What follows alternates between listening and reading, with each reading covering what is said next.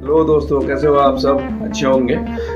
मैंने और एक नया कहानी लेके आया हूँ, आप लोग सुनिए, इसको अच्छा लगेगा। और आप लोग मुझे सुझाव दीजिए, कमेंट करके बताइए कि आप लोगों को क्या सुनना है, किस तरह की कहानी सुनना है। मैं उस तरह का कहानी लाने की कोशिश करूँगा, उससे प्रयास करूँगा कि आप लोग को अच्छा लगे।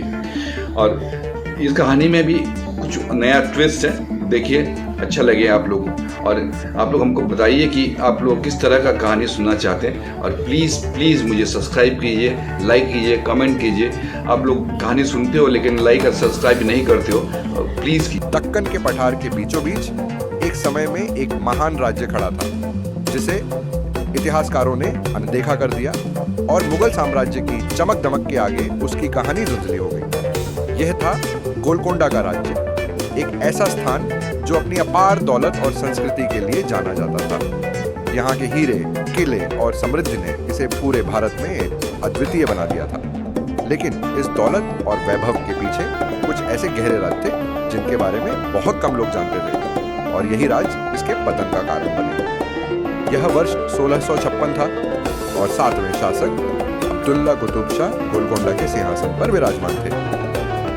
उनके शासन में यह राज्य बेहद समृद्ध था।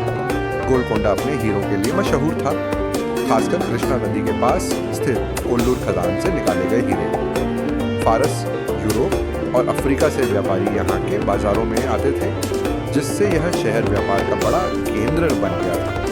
लेकिन इस समृद्धि के पीछे असंतोष की लहरें उठ रही थी। अब्दुल्ला कुतुब शाह का कोई पुरुष उत्तराधिकारी नहीं था और उनके बाद का सवाल दरबार में हलचल पैदा कर रहा था। दरबारी, जो सिंहासन की लालसा रखते थे, एक दूसरे के खिलाफ साजिशें रच रहे थे और उनके बीच की यह राजनीति पूरे राज्य को तोड़ने की कगार पर थी। किले की पत्थर की दीवारों में गुप्त षड्यंत्रों की फुसफुसाहट गूंज रही थी और शहर के बाहर मुगल साम्राज्य की छाया और भी गहरी होती जा रही थी। इस अशांति के बीच तारिक नाम का एक अनाथ लड़का रहता था, जो शहर के झोपड़पट्टी में पैदा हुआ था। वह बेहद तेज दिमाग और अटूट हिम्मत वाला था। उसके पास औपचारिक शिक्षा तो नहीं थी, लेकिन वह भाषाओं का माहिर था और व्यापारियों के बीच बातचीत में मदद करता था। इन्हीं व्यापारियों की कहानियों के जरिए तारिक ने दुनिया के बारे में बहुत कुछ सीखा था। एक दिन जब वह एक फारसी व्यापारी को संदेश देने गया, तो उसने एक ऐसी बातचीत सुनी जिसने उसकी जिंदगी को बदल दिया। व्यापारी धीमी आवाज में बता रहा था कि मुगल सम्राट औरंगजेब और गोलकोंडा के एक दरबारी के बीच एक गुप्त समझौता हुआ है।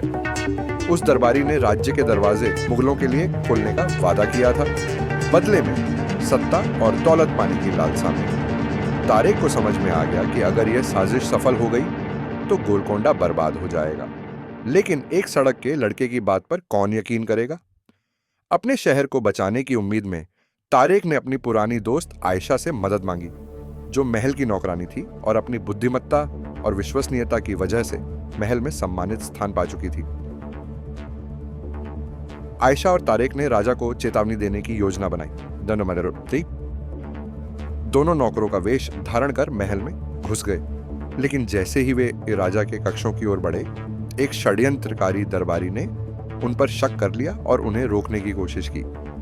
इस अफरा तफरी में आयशा पकड़ी गई, लेकिन तारिक किसी तरह राजा के निजी कक्षों तक पहुंचने में कामयाब हो गया। राजा के सामने तारिक ने हिम्मत से सब कुछ बताया। शुरुआत में राजा को उस पर विश्वास नहीं हुआ, लेकिन तारिक की बातों की गहराई और उसकी सच्चाई ने राजा को सोचने पर मजबूर कर दिया।